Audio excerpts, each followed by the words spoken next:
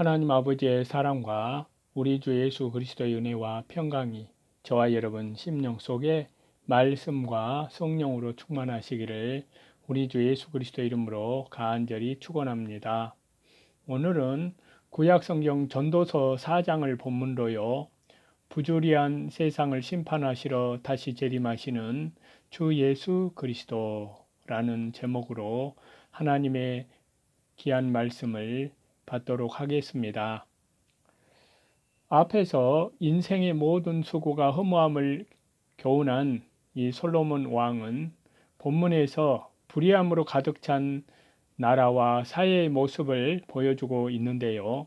이는 인생의 허무함이 개인적인 것만이 아니라 인간이 만든 사회와 구조, 모든 것의 나타남을 알게 하려는 것입니다.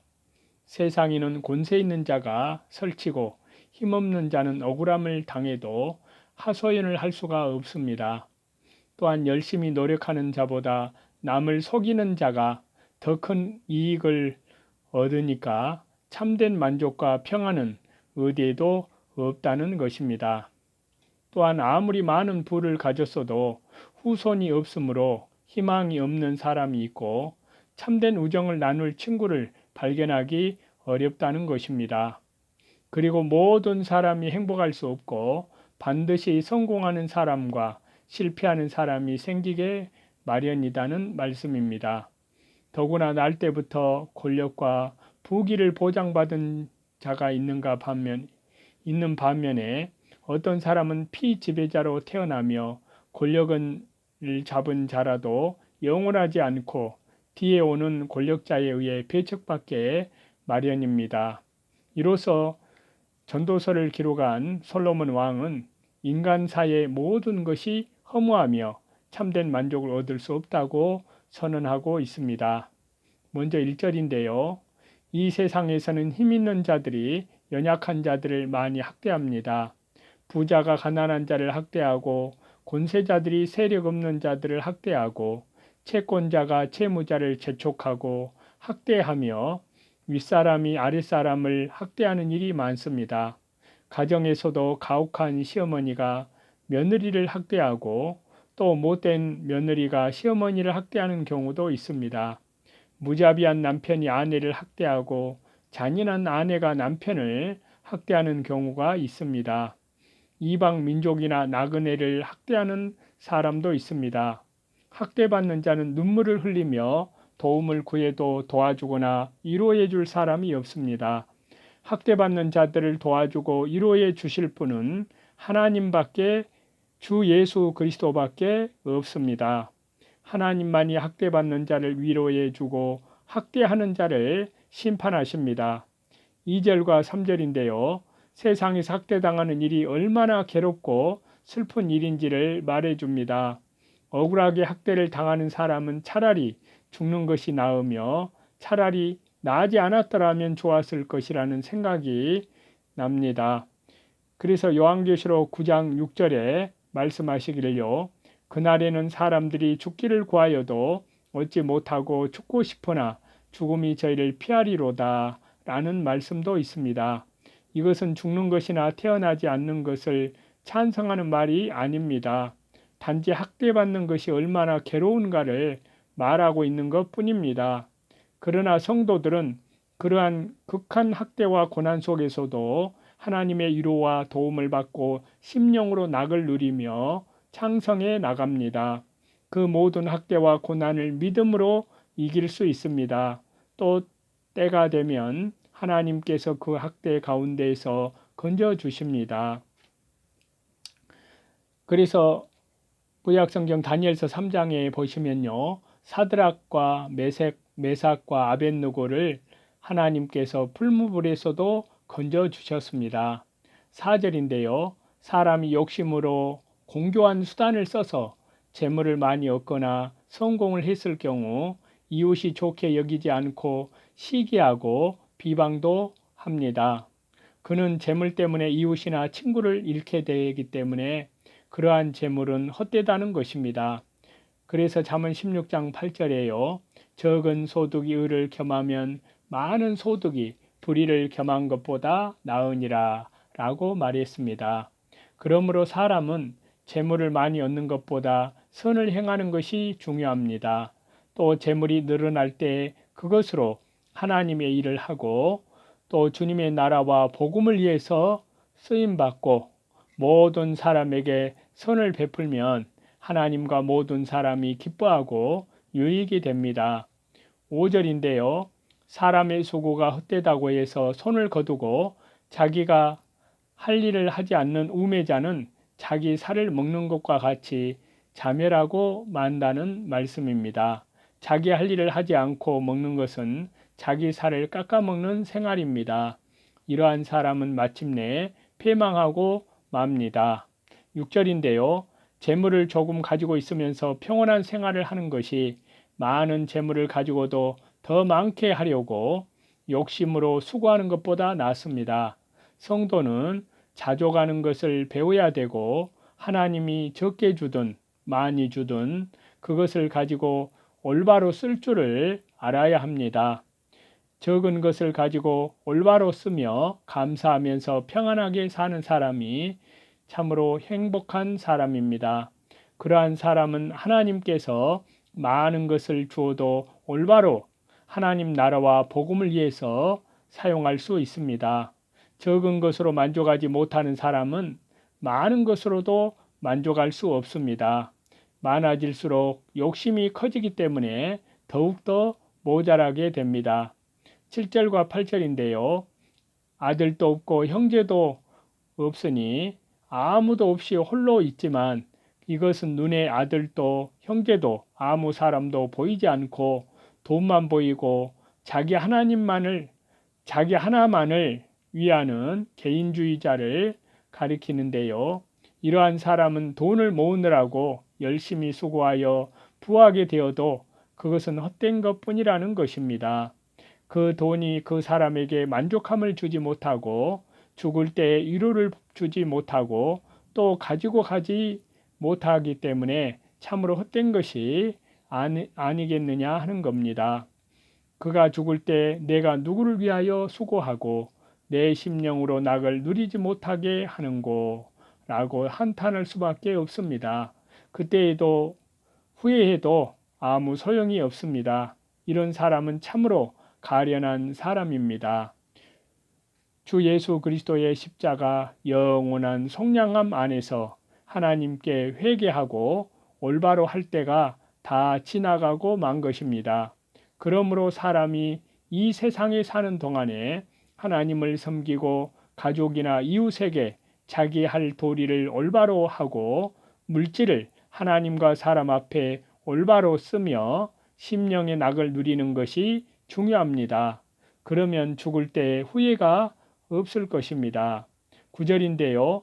연합이 얼마나 필요하다는 것을 말하며 한 사람의 힘보다 연합된 힘이 얼마나 큰 것을 가르쳐 줍니다. 연합이란 두 사람 사이에서부터 이루어지는데요. 그래서 시편 133편 1절에요. 형제가 연합하여 동거하며 어찌 그리 선하고 아름다운고 라고 말씀했습니다. 성도가 믿음으로 연합할 때는 예수 그리스도께서 그 가운데 임하십니다. 그래서 마태복음 18장 20절에는 두세 사람이 내 이름으로 모인 곳에는 나도 그들 중에 있느니라 라고 하셨습니다. 사도신경 중에도 성도가 서로 교통한다는 말과 사도행전 2장 42절에요. 서로 교제하며 라는 말씀도 성도의 연합하는 것을 가리킵니다. 저희가 수고함으로 좋은 상을 얻을 것임이라. 사람들이 연합할 때 큰일을 할 수 있습니다. 성도들이 하나님 안에서 믿음으로 연합할 때에 하나님의 나라가 잘 확장되어 나아갑니다. 기드온의 300명 용사는 하나님 안에서 믿음으로 잘 연합한 군대입니다. 그들이 미디안을 다 물리치고 이스라엘을 창성케 했습니다. 성도가 나 혼자만 잘 믿겠다고 하면 안 됩니다. 교리와 신앙이 같은 성도들과 서로 연합하여 하나님의 나라와 복음을 위해서 확장해 나아가는 것이 필요합니다. 아무리 부족한 사람이라도 그 사람과 더불어 하나님의 일을 같이 할 수 있습니다. 자기 혼자만 하겠다는 생각은 잘못된 것입니다. 아론이 일시적으로 범죄하여 금송아지를 만들었지만 회개한 다음에 모세와 다시 연합하여 이스라엘의 구원 역사에 힘을 많이 썼습니다. 엘리야는 사렙다 가부 같은 사람도 잘 활용해서 하나님의 일에 큰 도움이 되게 했습니다. 아무리 부족한 사람이라도 서로 연합하여 일심정력을 감당하여 하나님의 일이 잘 되어 나가도록 해야 합니다. 10절인데요. 자기 혼자 나가는 사람에게는 넘어질 때 일으켜 줄 사람이 없습니다. 그러나 두 사람이 같이 갈 경우에 한 사람이 넘어지면 다른 사람이 일으켜 세워줄 수가 있습니다. 그러므로 성도들의 연합이 필요하며 서로 붙들어주며 도와주는 삶이 필요합니다. 11절인데요. 두 사람이 함께 누우면 서로 체온의 도움을 받아 따뜻할 수 있습니다. 이것은 또한 성도가 예수님과 함께 믿음으로 동행하면 심령이 따뜻하다는 뜻입니다. 예수님을 모시고 예수님과 함께 누우면 안식을 누리면 위안과 평안이 있습니다. 예수님은 우리의 심령을 평안케 해주시고 따스하게 해주시기 때문입니다. 12절입니다. 연합한 힘을 가지고야 많은 대적을 물리치고 큰일을 할 수 있습니다. 삼겹줄 두 사람이 연합하고 거기에 예수님을 모시면 삼겹줄이 됩니다. 성도들이 연합하고 거기에 그리스도께서 임하실 때에 아주 강하게 되어 어떠한 세력도 다 이겨 나갈 수 있습니다. 성도들이 믿음으로 연합하여 하나님의 일을 해나가면 큰일도 무난하게 해결할 수 있습니다. 13절인데요. 늙도록 왕이 앉아 교만하고 간함을 받지 않는 왕이 얼마나 불쌍한 자임을 보여주고 있습니다. 그 왕은 지혜로운 소년만 또 못합니다. 그 이유는 지혜로운 소년은 모든 것을 올바로 해서 하나님의 복을 받을 수 있지만 교만한 왕은 불온간에 하나님의 심판을 받아 망하게 될 것이기 때문입니다. 14절인데요. 하나님께서 세상에 비천한 자를 들어 왕으로 세우십니다. 그래서 다니엘서 4장 17절에요. 이는 순찰자들의 명령대로요 거룩한 자들의 말대로니 곧 인생으로 지극히 높으신 자가 인간 나를 다스리시며 자기의 뜻대로 그것을 누구에게든지 주시며 또 지극히 천한 자로 그 위에 세우시는 줄을 알게 하려 함이니라 하였느니라 라고 했습니다. 하나님께서 사울을 비천한 자리에서 들어 왕을 삼으셨습니다. 구약시대 때 사울이 처음에는 겸손했지만 늙은 뒤에는 교만하여 간함을 받지 않다가 망했습니다. 그가 왕위에 앉아서 큰 세력으로 행했던 것이 젊었을 때 겸손하여 지혜롭게 행하였던 것만 못하였습니다. 그래서 시편 113편에 보시면요. 가난한 자를 진토에서 일으키시며 궁핍한 자를 거름 무더기에서 드셔서 방백들 곧 그 백성의 방백들과 함께 세우시며 라고 말씀하고 있습니다. 하나님께서는 오늘날 우리 성도들을 티끌 가운데에서 일으켜 세워 고귀한 하나님의 백성으로 삼아 제사장, 선지자, 왕으로 삼으셨습니다. 그러나 겸손히 하나님의 종노릇을 하지 않고 교만해지면 반드시 망합니다. 15절과 16절인데요. 늙고 둔하여 간함을 받지 않는 왕은 더 어두워지고 더욱더 둔해져서 백성을 잘 치리하지 못하게 되므로 젊고 지혜로운 사람이 대신하여 백성을 치리한다는 것입니다. 그렇지만 그 시대가 다 지나고 보면 후에 오는 자들이 그 젊은 자를 기억하지 못하게 될 것이기 때문에 그것도 헛되다는 것입니다. 그 지혜롭게 백성을 치리한 젊은 사람들이 그 후대 사람들이 기억해 주지 않습니다. 그러므로 세상 일은 다 헛되다는 것입니다. 그러나 믿는 일과 하나님 나라의 일을 위해 일하는 것은 영원히 남습니다. 그래서 요한일서 2장 17절에 말씀하시기를요. 이 세상도 그 정욕도 지나가되 오직 하나님의 뜻을 행하는 이는 영원히 거하느니라 라고 말씀했습니다. 성공만을 추구하는 사이는 성공을 한 사람뿐만이 아니라 성공을 하지 못한 사람을 제약에 빠지게 합니다. 이기적인 성공이 성공한 사람을 독재라는 교만에 빠뜨리는 것처럼 성공하지 못한 사람에게는 시기를 갖게 합니다. 사이는 한 사람이 그의 수고의 열매를 거두고 누리는 조건에 대해서 기쁜 마음으로 경의를 표해야 함이 마땅합니다.